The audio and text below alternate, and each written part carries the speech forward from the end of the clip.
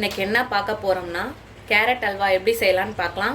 இதுக்கு 2 கப் கேரட்டை துருவி எடுத்து வச்சுருக்கேன், 1.5 கப் பால், 1 கப் சர்க்கரை, 3 ஏலக்காய், கொஞ்சமாக முந்திரி பருப்பு, கொஞ்சமாக திராட்சை, நெய் தேவையான அளவு. இப்போது செய்ய ஸ்டார்ட் பண்ணலாம்.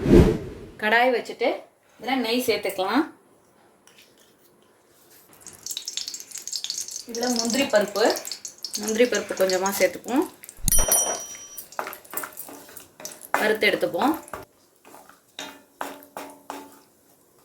இது வறுத்தாச்சு, அரைச்சிடலாம். இதே நெய்யில் திராட்சை,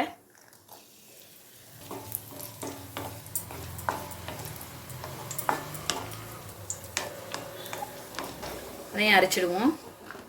இப்போ இந்த நெய்யிலேயே நம்ம கேரட் துருவி வச்சிருக்கதை சேர்த்துப்போம்.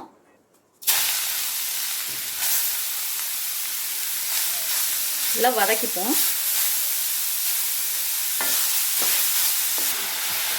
ஒரு 2 நிமிஷம் இந்த நெய்யிலே நல்லா வதங்கட்டும் கேரட்டு.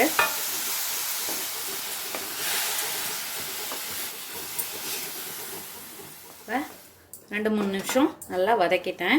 இப்போ நம்ம பால் சேர்த்துக்கலாம். நான் 1.5 கப் பால் சேர்க்குறேன்.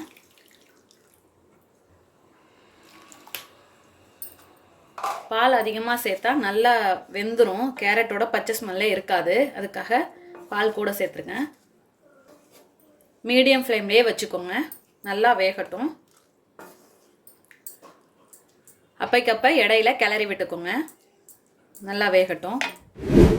இப்போ நல்லா பால் நல்லா கொதிச்சு வெந்து வருது, கேரட்டோட வேகட்டும். இடையில கிளறிப்போம்.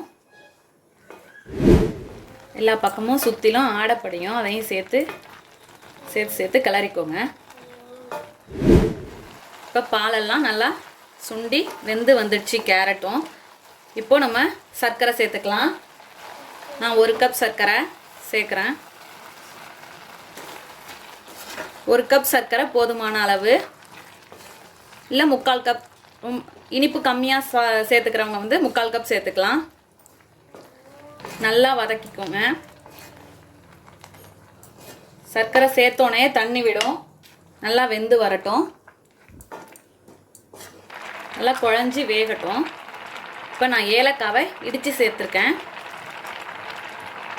அதையும் சேர்த்துக்கிட்டு நல்லா வதக்கிக்கோங்க.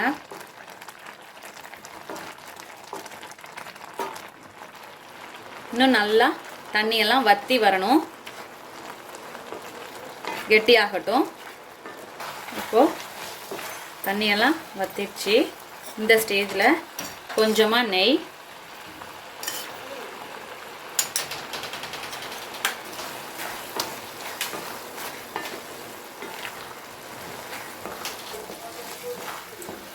நல்லா கிளறி விட்டுக்கோங்க.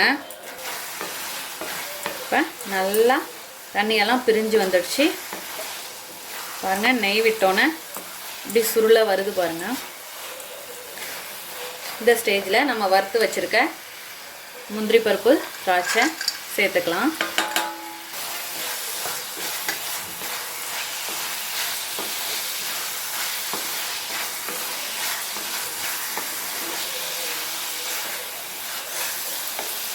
இப்போ மீதம் இருக்க கொஞ்சம் நெய்யையும் சேர்த்துக்கிறேன்.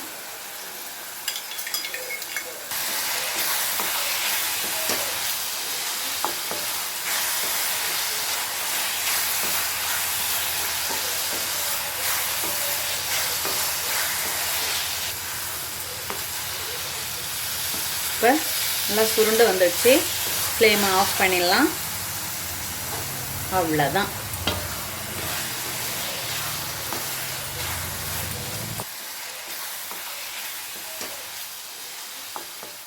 அருமையான அற்புதமான கேரட் அல்வா தயாராகிடுச்சு.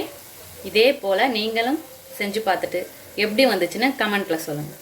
தேங்க்யூ.